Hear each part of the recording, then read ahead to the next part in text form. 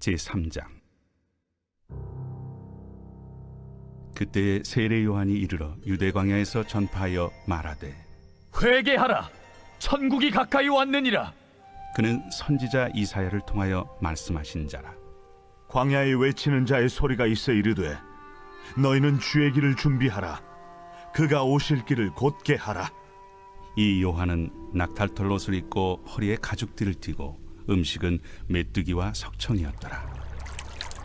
이때 예루살렘과 온 유대와 요단강 사방에서 다 그에게 나와 자기들의 죄를 자복하고 요단강에서 그에게 세례를 받더니, 요한이 많은 바리새인들과 사두개인들이 세례 베푸는 대로 오는 것을 보고, 독사의 자식들아, 누가 너희를 가르쳐 임박한 진노를 피하라 하더냐? 그러므로 회개에 합당한 열매를 맺고 속으로 아브라함이 우리 조상이라고 생각하지 말라. 내가 너희에게 이르노니 하나님이 능히 이 돌들로도 아브라함의 자손이 되게 하시리라. 이미 도끼가 나무 뿌리에 놓였으니 좋은 열매를 맺지 아니하는 나무마다 찍혀 불에 던져지리라. 나는 너희로 회개하게 하기 위하여 물로 세례를 베풀거니와 내 뒤에 오시는 이는 나보다 능력이 많으시니 나는 그의 신을 들기도 감당하지 못하겠노라. 그는 성령과 불로 너희에게 세례를 베푸실 것이요, 손에 키를 들고 자기의 타작마당을 정하게 하사 알곡은 모아 곳간에 들이고 쭉정이는 꺼지지 않는 불에 태우시리라. 샬롬, 오늘도 큐티로 여는 기막힌 하루입니다. 오늘 나눌 말씀은 마태복음 3장 1절에서 12절 말씀으로 주의 길을 예비하라는 말씀의 제목을 나누려고 합니다. 주의 길을 준비하라고 했을 때 첫 번째로 생각할 것은 외치는 자의 소리가 있어야 합니다. 1절과 2절, 그때 세례 요한이 이르되 유대 광야에서 전파하여 말하되 회개하라, 천국이 가까이 왔느니라. 모든 복음서는 예수님의 사역에 앞서 세례 요한의 사역을 소개하는데요. 세례 요한은 예수님보다 6개월 앞서 출생했습니다.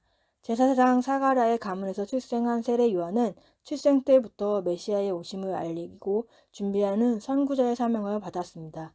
세례 요한은 30세가 되는 주후 28년부터 회개하라, 천국이 가까웠다라고 선언하면서 요단강에서 메시아의 오심을 준비하는 회개의 세례를 베풀었습니다.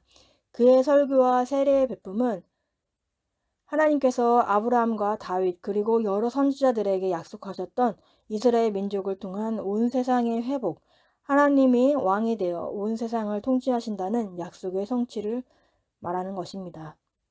요한은 광야에서 외치는 자의 소리가 되었습니다. 그의 외침은 회개하라, 천국이 가까웠느니라입니다. 우리도 광야 같은 상황에서 외치는 자의 소리가 되어야 합니다. 지금에 있는 자리에서 외치는 자의 설명을 감당하고 있는지요? 올 한 해 말씀이 들리는 내가 구원을 외치고 있는 자의 사명을 구원을 외치고 외치는 자의 사명을 잘 감당하고 나의 길, 출세의 길, 성공의 길을 외치는 게 아니라 주의 길을 준비하라고 외치는 자가 되어야 합니다. 우리가 구원을 받고 천국에 가려면 예수를 믿고 회개하는 것 외에는 다른 방법이 없습니다. 사람들은 세례 요한의 외침을 듣고서 자기의 죄를 자복하여 요한에게 세례를 받습니다. 세례는 죄가 씻겨졌음을 상징적으로 나타내는 의식입니다. 이 세례를 받으려면 자기의 죄를 자복하는 것, 다시 말해 죄를 고백하고 돌이키는 과정이 꼭 필요합니다. 내가 어떤 죄를 지었는지, 얼마나 죄인인지 고백해야 합니다. 후회와 회개라는 단어가 있는데요. 후회와 회개는 다른 의미가 있습니다. 후회가 과거에 대한 통탄이라면 회개는 현재의 죄의 고백과 미래의 결단까지 포함하는 것입니다. 그래서 회개에 대한 가장 정확한 표현은 돌아섬입니다. 유턴입니다. 지금까지 아무리 착한 성품으로 살았다고 해도 회개한 사람은 자꾸 거꾸로 적용해야 합니다. 지금까지의 삶과 완전히 반대로 하는 것이 회개하는 삶입니다. 3절에 그는 선지자 이사야를 통하여 말씀하신지라 자라 일렀을 때 광야에 외치는 자의 소리가 있어 이르되 너희는 주의 길을 준비하라. 그가 오실 길을 곧게 하라 하였느니라. 이 말씀은 이사야 40장 3절 외치는 자의 소리여 이르되 너희는 광야에서 여호와의 길을 예비하라. 사막에서 우리 하나님의 대로를 평탄하게 하라. 요한은 이사야 40장 3절 이 말씀을 인용하였습니다. 이사야 40장 30절 말씀은 포로로 끌려갔던 그분의 백성을 위로하면서 하나님이 하신 말씀의 한 부분입니다. 그들의 고역의 해는 끝났으며 죄악은 용서되었다. 이러한 배경 속에서 사막으로부터 들려오는 한 목소리가 주의 길을 예비하라는 외치는 소리였습니다. 요한이 여기에서 예비하고 있는 것은 예수님의 길입니다. 그분의 길을 예비하는 것은 강박적이라고 할 만큼 요한의 비전의 중심이 되었습니다. 주의 길을 곧게 하라는 표현이 있는데요. 이 말은 고대 중대에서 왕이 먼 길을 갈 때 종들을 앞서 보내어 왕의 여정에 방해받지 않도록 도로를 곧게 하고 정비하던 간섭이 있었습니다. 오실 길은 사람들의 마음에 이르는 길입니다. 주의 길을 준비하고 그가 오실 길을 곧게 하는 것은 사람들이 주님을 영접하도록 구원의 길을 놓는 것입니다. 구원의 길을 곧게 하려면 예수님을 믿는데 방해되는 것은 끊고 처리해야 하는 것입니다. 어떻게 곧게 길을 만들 수 있을까요? 우리에게는 깊은 상처의 골이 있습니다. 높은 오해의 골, 미움의 골, 쓴뿌리의 골들이 우리를 곧지 못하게 하고 있습니다. 우리의 험한 상처와 마음의 골들이 예수 그리스도로 인해 메워지고 낮아질 때 주의 길이 곧게 되는 것입니다. 주의 길을 준비하기 위해 외치는 자의 사명을 감당하면서 내 죄를 보면서 회개하며 가는 게 주의 길을 준비하는 것입니다. 적용 질문으로는 입으로 하는 회개가 아닌 내 성품과 습관을 돌이키는 회개의 삶을 살고 있습니까? 두 번째로는 회개에 합당한 열매를 맺는 것입니다. 7절 요한이 많은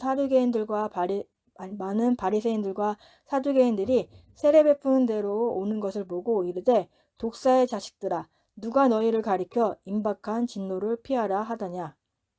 세례 요한이 광야에서 외칠 때 많은 사람이 그에게 나와 자기 죄를 자복하고 세례를 받았습니다. 하지만 그는 바리새인들과 사두개인들이 나오는 것을 보고 독사의 자식들이라고 합니다. 유대 종교 지도자들은 이제 몇 그룹으로 나눠지는데요. 그 중에 가장 두드러진 두 그룹이 바리새인들과 사두개인들입니다.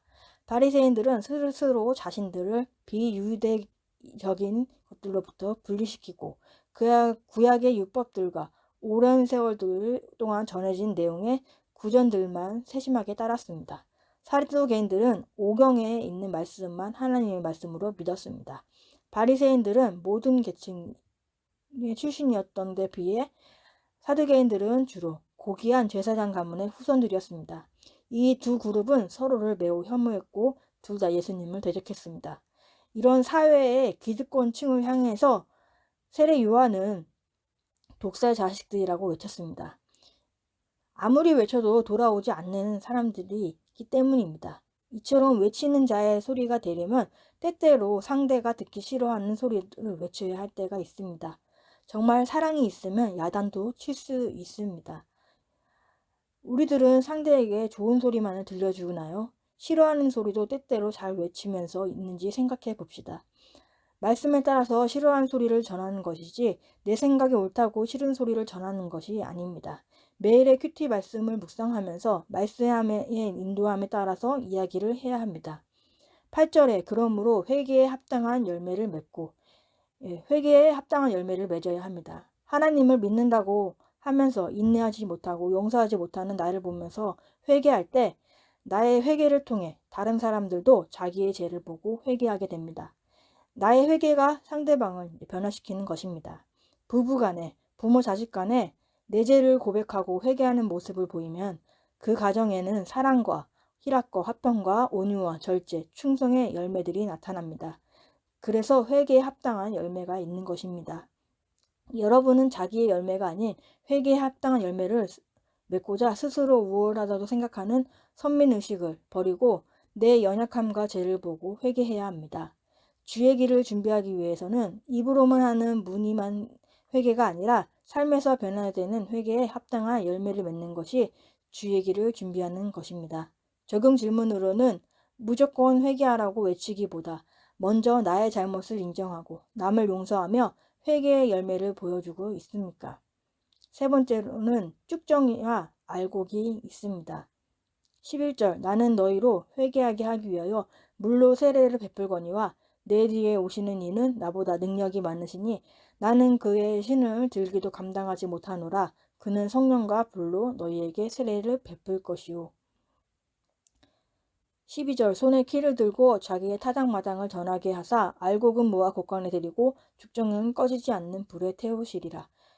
기득권 층에 대해서 회개 메시지를 외치며 힘든 역할을 하고 있지만 세례 요한은 곧 오실 예수님을 인정하면서 그를 높이고 있습니다. 회개 열매를 맺는 사람은 남을 인정할 줄 아는 겸손한 사람입니다. 세례 요한은 대사장 아론의 후손이지만 목수의 아들인 예수님을 인정했습니다. 요한에게는 출신이나 직분보다 성령 충만한 사람이 사모의 대상입니다. 자신은 물로 세례를 주지만 예수님은 성령과 불로 세례를 주실 분이라는 고백을 하는 것입니다. 요한은 물 세례와 성령 세례는 비교할 수 없는 것과 예수님께만 참 능력이 있다는 것을 말하고 있습니다. 이처럼 자기의 한계를 인정할 줄 아는 것은 알곡과 같은 사람이 있는가 하면 도무지 자기 한계를 인정하지 못하고 시기하는 바리새인과 사두개인 같은 사람도 있습니다. 때가 되면은 모든 것이 구원과 심판으로 나눠지는데요. 그때까지 알곡과 쭉정이는 같이 가야 합니다. 쭉정이가 있어야 알곡이 깨어있게 되고 더 잘하게 하기 때문입니다. 쭉정이를 통해 훈련을 받으면서 알곡은 점점 더 알곡이 되고 쭉정이는 그런 알곡을 보면서 시기 질투가 나서 괴로워하고 교만하며 병들어 점점 더 쭉정이가 되어가는 것입니다. 쭉정이가 알곡을 자라게 해준 역할을 하였지만 천국에 가겠습니까? 아무리 수고해도 쭉정이는 꺼지지 않는 불에 태워지는 것입니다. 꺼지지 않는 불이란 사건이 왔을 때 말씀과 기도가 없어서 해결이 안 되는 것입니다. 주의 길을 준비하는 것은 남을 인정하는 겸손한 사람으로 자신의 한계를 인정하는 알곡과 같은 사람이 되는 것입니다. 적용 질문으로는 나를 꽉 찬 알곡으로 자라게 하는 쭉정이가 있습니까? 쭉정이가 되지 않고 알곡이 되고자 내가 인정해야 할 나의 한계는 무엇입니까? 1월 5일 보석산자입니다. 일상생활을 잘 못함으로 배우자, 부모, 자녀가 나를 인정하지 않는다면 내가 경험한 기적이 무슨 의미가 있겠습니까? 정말 하나님의 기적을 체험하고 그것을 증거하고 싶다면 가장 상식적인 사람으로 일상의 삶을 잘 살아야 합니다. 기도하겠습니다. 하나님 아버지, 오늘도 말씀을 허락해 주시면 감사합니다. 저의 의로움과 거절감의 상처로 인해 싫은 소리를 못하고 외치지 못하는 모습이 있음을 회개합니다. 저의 상처와 마음의 골들이 예수 그리스도로 인해 메워지고 낮아져서 주의 길이 곧게 될 수 있기를 바랍니다. 구원을 위해 외치는 자의 사명을 잘 감당하기 원합니다. 구원을 위해 외치는 자의 사명을 감당하고 회개하는 삶을 사는 저희가 되게 하여 주옵소서. 입으로만 회개가 아니라 삶에서 변화되는 회개로 회개에 합당한 열매가 보여주고 우리의 삶도 회개에 합당한 열매가 있기를 원합니다. 다른 사람을 인정하고 우리의 한계를 인정하는 하는 알곡과 같은 사람이 되게 하여 주옵소서.